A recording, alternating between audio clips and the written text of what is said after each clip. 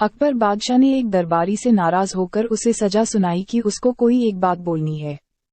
अगर वो बात सच हो गई तो उसे भूखे शेर के पिंजरे में डाल दिया जाएगा।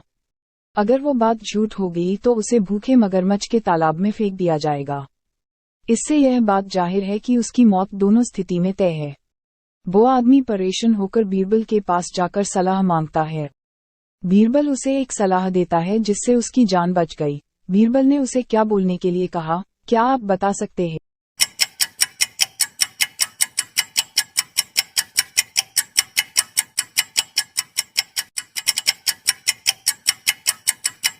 बीरबल की सलाह पर उस दरबारी ने कहा, मेरी मौत मगरमच्छ के खाए जाने से होगी। अगर उसकी बात सही है तो उसको शेर के पिंजरे में डालना चाहिए। ऐसा होगा तो उसकी मौत शेर के खाने से होगी, जो कि गलत है। तब उसे मगरमच्छ के तालाब में डालना चाहिए। अगर मगरमच्छ के तालाब में डाले तो उसकी बात सही हो जाएगी। इस प्रकार यह एक पैराडॉक्स है और किसी भी स्थिति में उसे सजा नहीं दी जा सकती। इंस्पेक्टर राघव उस होटल में पहुंचता है जहां एक होटल रिसेप्शनिस्ट को गोली लगी थी। रिसेप्शनिस्ट ने बताया, इंस्पेक्टर साहब, मैं तो बस मारा ही गया था। उसने मेरे ऊपर गोली चलाई लेकिन वह मेरे बाएं कंधे को छूकर निकल गई। इंस्पेक्टर ने उसके लहूलुहान कंधे को देखा, वहां से खून निकल रहा था और घाव ताजा था। इंस्पेक्टर राघव ने उस जगह का मुआयना किया और रिसेप्शन के पीछे के दर्पण की दीवार को देखा जिसमें से सब कुछ साफ दिखता था और बोला, आपसे भूल हो गई है और आपने सुराग छोड़ दिया है। तुम झूठ बोल रहे हो या कुछ छिपा रहा हो। सावंत, इसे गिरफ्तार कर लो। इंस्पेक्टर राघव ने ऐसा क्यों कहा?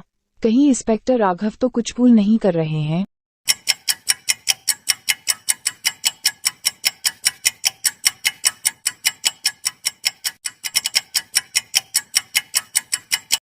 अगर गोली कंधे को छूकर निकल गई तो पीछे आईने की दीवार पर लगती और वो टूट जाती।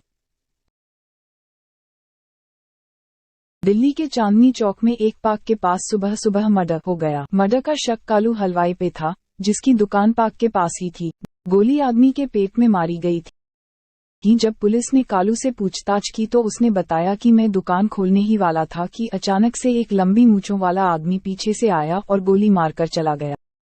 तभी एक पुलिस वाले ने कहा कि ये झूठ बोल रहा है। बताओ, पुलिस को कैसे पता चला?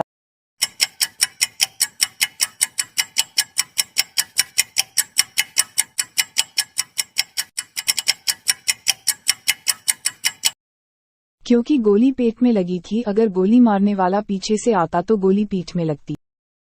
जब इंस्पेक्टर राघव पहुंचे, वहां एक व्यक्ति कार के नीचे मारा पड़ा था। थोड़ी तफ्तीश से पता चला कि वह गाड़ी का मालिक नहीं था और वही आखिरी व्यक्ति था जिसने उस गाड़ी को चलाई थी। कार को सुबह चलाया गया था लेकिन फॉरेंसिक रिपोर्ट से उसकी मौत दोपहर के 3 बजे पर हुई थी। उस कार का मालिक तो शहर में था ही नहीं और काम के सिलसिले में रायपुर गया हुआ था। इंस्पेक्टर राघव को बाद में इस घटना में ये पता चला कि इसमें किसी का हाथ नहीं था। इंस्पेक्टर राघव को तो सच पता चल गई। क्या आपको कुछ अंदाज लगा?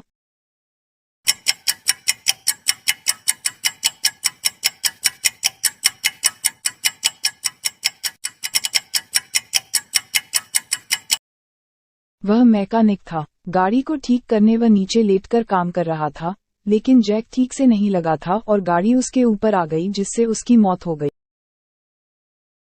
मान लीजिए आपके पास 5 टोपी है, उसमें से 3 ब्लैक और 2 वाइट है। अगर आप उसमें से कोई भी 3 रैंडम टोपी उठा लेते ही और 3 लड़कों को पहना देते हैं और उनको लाइन में खड़ा कर देते हैं, मान लीजिए कि उन तीनों का नाम ए, बी और सी है। ए को बी और सी का सिर दिख रहा है, बी को सिर्फ सी का सिर दिख रहा है और सी को किसी का भी सिर नहीं दिख रहा। लेकिन उन तीनों में से कोई अपना टोपी नहीं देख सकता। अब आप ए को पूछे कि वो कौन सा टोपी पहना है, तो उसने बोला कि मैं नहीं जानता। फिर बी को भी वही सवाल पूछा तो वो भी कहता है कि नहीं जानता। फिर आपने जब सी को पूछा तो वो सही आंसर दे देता है। क्या आप बता सकते हैं कैसे?